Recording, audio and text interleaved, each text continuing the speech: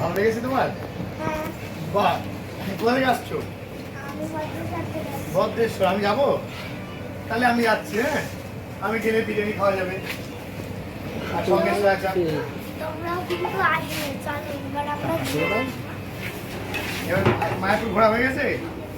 হ্যাঁ, তাহলে ঘুরে নাও। বিরিয়ানি খাওয়া হয়ে গেলে এবারে মায়াপুরটা ভালো করে ঘুরে নাও, ঠিক আছে? টাটা। হরে কৃষ্ণ।